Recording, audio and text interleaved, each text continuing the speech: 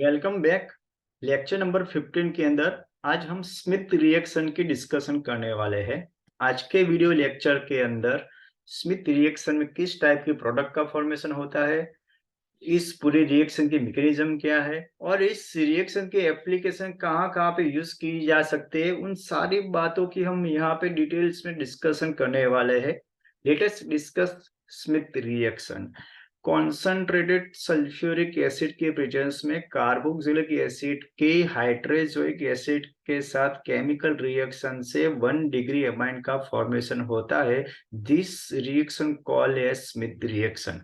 यानी कि इस रिएक्शन में कार्बोक्सिलिक ग्रुप का एमाइन ग्रुप में कन्वर्जन होता है। जहां तक बात करते हैं बाय प्रोडक्ट की, तो carbon dioxide nitrogen molecule gas form में सिस्टम में से इजीली निकल जाने के कारण इस रिएक्शन में गुड यील्ड आपको मिलेगी। इस रिएक्शन को याद रखने का सबसे इजी तरीका ये है, S for sulphuric acid, C for carboxylic acid, H for hydrazoic acid. यानी कि इस रिएक्शन में तीनों एसिड मिलके 1 डिग्री एमाइन का फॉर्मेशन यहाँ पे देते हैं। जहां तक बात है hydrazoic acid, hydrazoic acid is highly toxic acid, इसलिए उसे डायरेक्टली रिएक्शन में यूज नहीं किया जा सकता। इसलिए सोडियम एजाइड को वहां रिएक्शन में स्लोली ऐड किया जाता है। तो सोडियम एजाइड को कार्बोक्सिलिक एसिड के सल्फ्यूरिक एसिड सॉल्यूशन में स्लोली ऐड करने के कारण सॉल्यूशन में हाइड्रोजन एसिड वहां पे लिबरेट होता है, और जो इमीडिएटली कार्बोक्सिलिक एसिड के साथ केमिकल रिएक्ट करके 1 डिग्री एमाइन का फॉर्मेशन देता है। अब इस रिएक्शन की मैकेनिज्म के बारे में डिस्कशन करें तो it is very closely related to Hofmann rearrangement and Curtius rearrangement, क्योंकि तीनों रीअरेंजमेंट के अंदर आइसोसाइनेट इंटरमीडिएट का फॉर्मेशन होता है। और जो इंटरमीडिएट जो बनता है वो हमें मालूम है, जो ग्रुप का migration from carbon to nitrogen होता है तभी आइसोसाइनेट इंटरमीडिएट फॉर्मेशन होता है, जिसकी डिस्कशन हमने की थी Curtius rearrangement and Hofmann rearrangement. Curtius rearrangement में जब ग्रुप का migration from carbon to nitrogen होता है तब आइसोसाइनेट इंटरमीडिएट बनता है, बट उस केस में जो हमारा जो स्टार्टिंग मटेरियल था वो था एसाइल एजाइड। जब हॉफमैन रीअरेंजमेंट की बात करते हैं तो उस केस में भी ग्रुप का migration from carbon to nitrogen होने के कारण वहां पे आइसोसाइनेट इंटरमीडिएट का फॉर्मेशन होता है, बट उस केस में जो स्टार्टिंग मटेरियल था वो हमारा था एमाइड।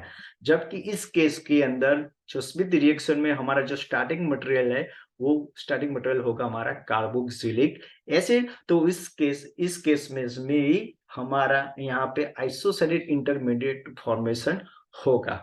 अब ये जरूरी नहीं है कि कार्बोक्सिलिक एसिड ही हाइड्रोजोइक एसिड के साथ स्मिथ रिएक्शन देता है। अगर आपके मॉलिक्यूल में कीटोन ग्रुप है या तो एल्डिहाइड ग्रुप है, तब भी वो हाइड्रोजन एसिड के साथ इन प्रेजेंस ऑफ सल्फ्यूरिक एसिड वो स्मिथ रिएक्शन वहां पे देंगे। बट कीटोन और एल्डिहाइड के केस में वहां पे 1 डिग्री एमाइन का फॉर्मेशन नहीं होगा, वहां पे डिफरेंट प्रोडक्ट का फॉर्मेशन होगा। कीटोन के केस में आपको एमाइड डेरिवेटिव्स का फॉर्मेशन होगा, और एल्डिहाइड के केस में आपकी प्रोडक्ट होगी नाइट्राइल एंड साथ में दूसरी प्रोडक्ट एन फॉर्माइल डेरिवेटिव्स होगी। जहां पे जो नाइट्राइल है वो आपकी मेजर प्रोडक्ट होगी, जो एन फॉर्मल डेरिवेटिव्स है वो आपकी माइनर प्रोडक्ट होगी। बट इस केस में मैकेनिज्म की बात करें तो ये यहाँ पे जो मैकेनिज्म है वो closely resemble to Beckmann rearrangement, यानी कि बेकमैन रीअरेंजमेंट से काफी मिलती हुई वहां पे दिखेगी। जब हम वहां पे इसकी मैकेनिज्म की जब डिस्कशन करेंगे तब हम पूरे डिटेल्स में वहां पे डिस्कस करेंगे कैसे वो बेकमैन रीअरेंजमेंट काफी मिलती हुई है। ओके, अब कीटोन के बारे में डिस्कशन करते हैं। तो अगर मान लो यहाँ पे डाई अल्काइल कीटोन है या तो फिर वो साइक्लिक कीटोन है, तो वो मोर रैपिडली रिएक्ट करेगा हाइड्रोजन एसिड के साथ।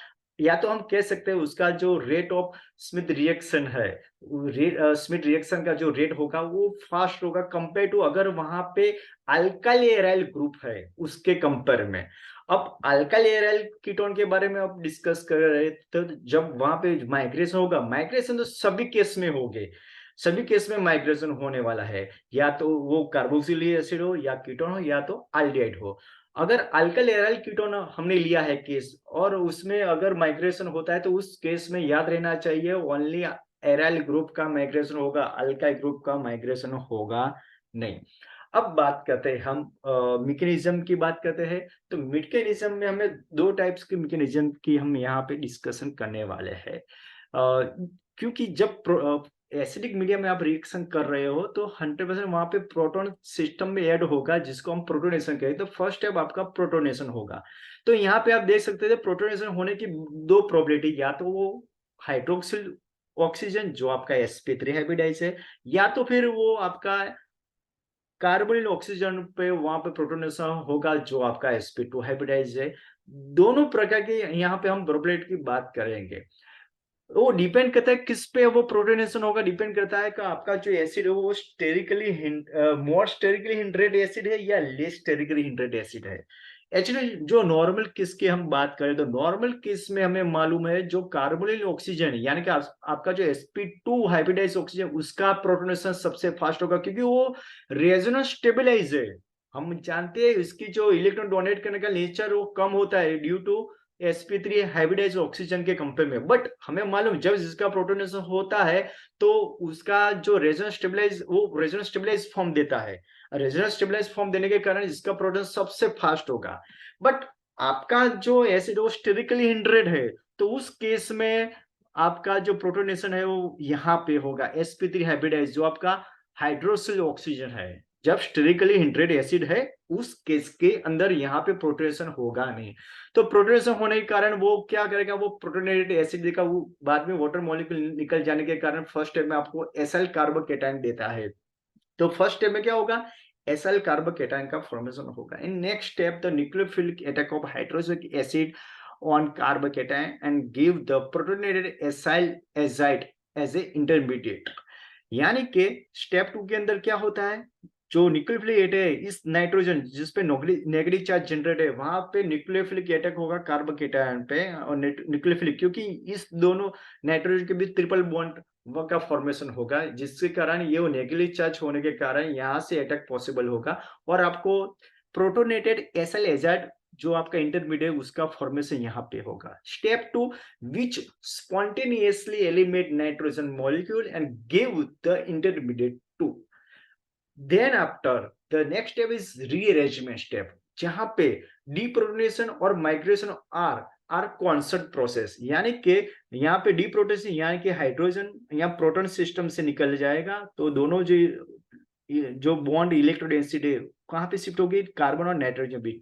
डेट टाइम जो ग्रुप का माइग्रेशन है उसी समय पे ग्रुप का migration from carbon to nitrogen होगा, यानी कि आपको आइसोसाइनेट इंटरमीडिएट का फॉर्मेशन होगा जैसा हमने डिस्कशन की थी Curtius rearrangement and Hofmann rearrangement में, वहां भी आइसोसाइनेट का फॉर्मेशन होता है। Then after in next step the nucleophilic attack of water molecule on isocyanate and give the carbonic acid. अब इसमें 2 टाइप्स के पाई बॉन्ड प्रेजेंट है, एक पाई बॉन्ड जो कार्बन नाइट्रोजन के बीच लोकेटेड है और दूसरा जो पाई बॉन्ड है वो कार्बन और ऑक्सीजन के बीच लोकेटेड है। बट हमें मालूम है जो कार्बन और नाइट्रोजन के बीच जो पाई बॉन्ड लोकेटेड है वो हाईली वीक है compare to this pi bond. So the when the nucleophilic attack of water molecule is possible, that time this pi bond will break, जिसके कारण जो पॉजिटिव चार्ज कार्बन है उस पे OH attach होगा और नाइट्रोजन पे हाइड्रोजन अटैच होगा और हमें कार्बनिक एसिड है उसका फॉर्मेशन वहां पे मिलेगा। which spontaneously eliminate carbon dioxide and give the 1 degree primary amine, यानी कि वहां पे CO2 मॉलिक्यूल नेक्स्ट स्टेप में निकल जाने के कारण हमें 1 डिग्री एमाइन का फॉर्मेशन वहां पे मिलेगा। ये तो बात की जब हमारा जो एसिड है वो मोर स्टेरिकली हिंड्रेड है। अब जब लेस स्टेरिकली हिंड्रेड एसिड है तो उस नॉर्मल केस के अंदर तो 100% वहां पे जो कार्बन ऑक्सीजन उसका ही प्रोटोनेशन फर्स्ट होगा, यानी कि फर्स्ट स्टेप में क्या होता है वहां पे प्रोटोनेटेड वहां पे आपको एसिड मिलता है। देन आफ्टर वो पाई बॉन्ड की इलेक्ट्रोडेंसिटी ऑक्सीजन पे शिफ्ट होने के कारण आपको कार्बोकेटायन मिलता है। नेक्स्ट स्टेप के अंदर the nucleophilic attack from the hydrazoic acid on carbocation and give the intermediate 1, जिसके बाद वह नेक्स्ट स्टेप जो डिहाइड्रेशन स्टेप है जहाँ पे जो हाइड्रोजन है वो नाइट्रोजन पे से और OH वो कार्बन से निकल जाते हैं और निकल जाने के कारण जो पाई बॉन्ड का फॉर्मेशन है वो कार्बन और नाइट्रोजन के बीच हो जाएगा और आपको इंटरमीडिएट 2 का फॉर्मेशन देगा वहां पे। In next step deprotonation and the elimination of nitrogen molecule, दोनों प्रोसेस वो कांस्टेंट प्रोसेस होगी। कांस्टेंट प्रोसेस होने के कारण आपको वहां पे आइसोसाइनेट इंटरमीडिएट फॉर्मेशन होगा, जो आपका इंटरमीडिएट 3 है। तो आप यहाँ पे दे सकते हैं डिप्रोटेशन, यानी कि ये जो पाई प्रोटॉन जब सिस्टम से निकलता है तो दोनों पाई इलेक्ट्रोडेंसिटी यहाँ पे शिफ्ट हो जाएगी कार्बन ऑक्सीजन के बीच, यानी कि वो कार्बोनिक ग्रुप बन गया। और डेट टाइम जो आर ग्रुप का जो माइग्रेशन है वो फ्रॉम कार्बन टू नाइट्रोजन होगा, और जो एलिमिनेशन ऑफ नाइट्रोजन मॉलिक्यूल वो भी साथ में यहाँ पे, तो यानी कि 3 प्रोसेस यहाँ पे एक साथ हो रही है। एक deprotonation, second migration of R group और एलिमिनेशन ऑफ नाइट्रोजन मॉलिक्यूल, तीनों प्रोसेस यहाँ पे कॉन्सेप्ट प्रोसेस हो रही है। और वहां पे आपको देगी इंटरमीडिएट 3 जो आपका है isocyanate. Then after the nucleophilic attack of water molecule on isocyanate give the carbonic acid which spontaneously eliminate the carbon dioxide and give the 1 degree primary amine, यानी कि दोनों केस में 1 डिग्री अमाइन उनका formation होता है। But वहां पे different है वहां पे कौन सा ऑक्सीजन फर्स्ट प्रोटोनेटेड बनेगा, तो डिपेंड करता है का आपका एसिड मोर स्टेरिकली इंटरेड है तो लेस स्टेरिक इंटरेड। अगर मोर स्टेरिकली इंटरेड है तो एसाइल कार्बोकेटायन का फॉर्मेशन होगा, अगर लेस स्टेरिकली इंटरेड है तो एसाइल कार्बोकेटायन का फॉर्मेशन होगा नहीं। ओके, अब बात करते हैं कार्बोनिलिक कंपाउंड के केस में। ओके, एक और थोड़ी डिस्कस हम कर लेते हैं इस केस के अंदर। जो इंटरमीडिएट हमारा आइसोसाइनेट एसिडिक मीडियम में उसे आइसोलेट नहीं कर पाते, बट जो एनहाइड्रस कंडीशन है तो वहां पे हम उसको आइसोलेट कर पाते हैं। और ग्रुप का जो माइग्रेशन है वो इंट्रामोलिक्यूलर है, वो इंट्रामोलिक्यूल रीअरेंजमेंट है। और जो ड्यूरिंग द रीअरेंजमेंट होने से जो प्रोडक्ट मिलते हैं वहां पे जो आर का जो कॉन्फ़िगरेशन है वो एज रहेगा, जो ये दिखाता है कि ड्यूरिंग रीअरेंजमेंट ग्रुप का माइग्रेशन फ्री नहीं होना चाहिए। फ्री नहीं होना चाहिए इसलिए तो हम कहते हैं इंट्रामोलिक्यूल रीअरेंजमेंट प्रोसेस है ये। ओके, जहां पे आर का जो कॉन्फ़िगरेशन है वो चेंज होता है, अनचेंज रहता है। ओके, अब बात करते हैं हम कार्बोनिक ग्रुप के केस के अंदर मैकेनिज्म की। तो फर्स्ट हम डिस्कशन करते हैं कीटोन के केस के, जहां पे दोनों साइड कार्बोनिक ग्रुप दोनों तरफ आर होने चाहिए। एसिडिक मीडियम में फर्स्ट स्टेप प्रोटोनेशन ही होना चाहिए। यहाँ पे एक ही ऑक्सीजन है, sp2 हाइब्रिडाइज कार्बन ऑक्सीजन, तो फर्स्ट स्टेप प्रोटोनेशन, तो आपको प्रोटोनेटेड वहां पे कीटोन मिलेगा। जो नेक्स्ट स्टेप के अंदर दोनों pi bond electron density positive charge oxygen तरफ शिफ्ट होने के कारण वहां पे कार्बोकेटायन का फॉर्मेशन है। In next step the nucleophilic attack from the hydrazoic acid on carbocation give the intermediate 2। Intermediate 2 के बाद जो नेक्स्ट स्टेप है वो डिहाइड्रेशन स्टेप है, जहां पे जो वेज है वो कार्बन से निकल जाएगा और जो एच है वो नाइट्रोजन से निकल जाएगा, और जो डबल बॉन्ड का फॉर्मेशन है जस्ट लाइक वो कार्बन और नाइट्रोजन के बीच फॉर्मेशन होगा और आपको इंटरमीडिएट 3 बनेगा।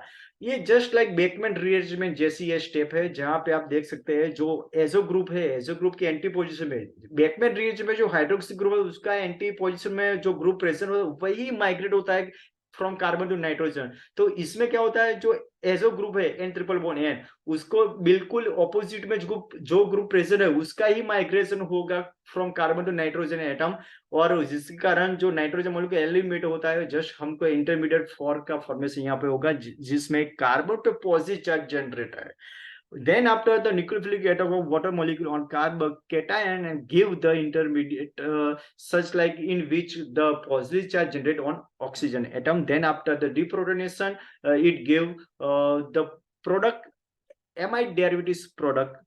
You can see the dynamic equilibrium from of ketoenol form or of amide derivatives. अब हम आल्डिहाइड केस के बाद आल्डिहाइड के केस में बात करते हैं, तो उस केस में जो स्ट्रक्चर 3 है, यस ये स्ट्रक्चर 3, बाकी के सारे प्रोसेस सेम रहेंगे, बट स्ट्रक्चर 3 शायद ऐसा होगा जिसमें एक आर की जगह वहां पे हाइड्रोजन वहां पे अटैच होगा। अब यहाँ पे 2 पॉसिबिलिटी हम यहाँ पे सोच सकते हैं, या तो आर ग्रुप का माइग्रेशन होगा या तो आर एच ग्रुप का माइग्रेशन होगा, क्योंकि हम यहाँ पे ये नहीं कह सकते कि एजो ग्रुप के ऑपोजिट में कौन सा होगा। तो दोनों प्रोबेबिलिटी हुए माइग्रेशन की, अगर आर ग्रुप का माइग्रेशन होता है जस्ट लाइक ऐसा इंटरमीडिएट बनेगा हमको। दोनों केस के अंदर जब ग्रुप का माइग्रेशन जब आर और एच का माइग्रेशन होता है तो वहां पे नाइट्रोजन मॉलिक्यूल एलिमिनेट होता है। अगर हाइड्रोजन का माइग्रेशन होता है तो जस्ट लाइक हमें ऐसा इंटरमीडिएट मिलेगा जहां पे कार्बन पॉजिटिव है और उसके बगल में अल्काइल ग्रुप है, और इस केस के अंदर कार्बन पे पॉजिटिव चार्ज, उसके बगल में कौन है, हाइड्रोजन है। जब नाइट्रोजन से एच है, उस केस में डिप्रोटेशन इजीली होके वहां पे नाइट्राइल प्रोडक्ट का फॉर्मेशन होगा। बट जहां पे हाइड्रोजन कार्बोकेटायन से अटैच है, मींस पॉजिटिव चार्ज कार्बन से डायरेक्टली अटैच, वहां पे डिप्रोटेशन नहीं होगा, वहां पे न्यूक्लियोफिलिक अटैक होगा वाटर मॉलिक्यूल का, और वो आपकी मेन प्रोडक्ट होगी, वो आपकी प्रोडक्ट होगी एन फॉर्मल डेरिवेटिव्स, जो आपकी माइनर प्रोडक्ट है, नाइट्राइल वो आपकी मेजर प्रोडक्ट है। ओके, ये बात हुई कार्बोनिल कंपाउंड के मैकेनिज्म की। अब एप्लीकेशन की बात करते हैं, तो एप्लीकेशन के अंदर एक बात यहाँ पे थोड़ी डिस्कस कर लेते हैं। जो सल्फ्यूरिक एसिड है वो एक्सप्लोसिव नेचर है और पॉइजनस नेचर रखता है, जिसके कारण समटाइम्स सम रिएक्शन के अंदर सल्फ्यूरिक एसिड की जगह वहां पे लुईस एसिड यूज किया जाता है। अब बात करते हैं इस एप्लीकेशन की, स्मिथ रिएक्शन की, तो प्रिपरेशन ऑफ एमाइन। तो हमारे मेन फोकस कौन सा है, जो कार्बोक्सी ग्रुप है उसका एमाइन ग्रुप में कन्वर्जन होना चाहिए। फिनाइल एसिडिक एसिड की हाइड्रोजन एसिड के साथ स्मिथ रिएक्शन होती है in presence of sulphuric acid, तो वहां पे एमाइन ग्रुप में कन्वर्जन होता है COOH ग्रुप का। जैसे दूसरा केस की बात करिए तो पैराटोलिक एसिड के हाइड्रोजन एसिड के साथ केमिकल रिएक्शन होती है, तो वहां पे पैराटोल्यूडिन का फॉर्मेशन होता है। हमारा फोकस यहाँ पे रहना चाहिए कार्बोक्सिलिक ग्रुप का एमाइन ग्रुप में कन्वर्जन। अल्फा एमिनो एसिड जहाँ पे NH2 और COOH ग्रुप का फॉर्मेशन होता है, जिसे हम अल्फा एमिनो एसिड कहते हैं। तो इथाइल एसीटो एसीटेट की जब हाइड्रोजन की एसिड के साथ इन रिएक्शन केमिकल रिएक्शन होती है in presence of sulphuric acid, then हमें जस्ट लाइक ऐसा मॉलिक्यूल मिलता है, एमाइड डेरिवेटिव्स मिलती है, जिसमें आप यहाँ पे देख सकते हैं ये आपका एक ग्रुप है अल्काइल, और एक एस्टर वो भी आपका एक अलग ग्रुप है। यहाँ की ये दो ग्रुप है, तो आप यहाँ पे देख सकते हैं जो एस्टर ग्रुप है उसका माइग्रेशन होना चाहिए फ्रॉम कार्बन टू नाइट्रोजन, यानी कि जो आपका इंटरमीडिएट बनता है जहाँ पे एजो ग्रुप के एंटी पोजीशन में आपका एस्टर ग्रुप होना चाहिए।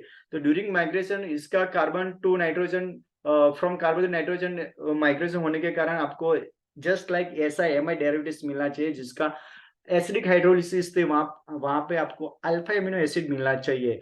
जब एसिडिक हाइड्रोलिसिस करते हैं तो यहाँ पे मॉलिक्यूल यहाँ से ब्रेक होता है और एसिटिक एसिड आपको बाय प्रोडक्ट मिलती है, जिसका एमाइन ग्रुप में कन्वर्जन होता है। और एसिडिक हाइड्रोलिसिस करते हैं तो एस्टर ग्रुप का भी COOH ग्रुप में कन्वर्जन होता है, यानी कि अल्फा एमिनो एसिड का आपको फॉर्मेशन होगा। लास्ट बात कहते हैं इसकी एप्लीकेशन की, तो प्रिपरेशन ऑफ लैक्टम साइक्लोहेक्सेन की जब हाइड्रोजन एसिड के साथ इन प्रेजेंस ऑफ सल्फ्यूरिक एसिड में रिएक्शन करवाते हैं, तो तब आपको कैप्रोलेप्टम मिलता है। साइक्लोहेक्सेन कीटोन की बात करें तो कीटोन ऑलवेज एमाइड डेरिवेटिव्स में कन्वर्ट होता है CONH में, जिसे हम कैप्रोलेक्टम कहते हैं। तो यहाँ पे हमने डिस्कशन की कि किस टाइप के प्रोडक्ट का फॉर्मेशन होता है, उसकी मैकेनिज्म क्या है और उसकी एप्लीकेशन क्या है, उन सारी बातों की यहाँ पे डिटेल्स में डिस्कशन की। अगर मेरा वीडियो लेक्चर आपको पसंद आए तो मेरे यूट्यूब चैनल लाइक करो, सब्सक्राइब और शेयर करो। Okay, thank you.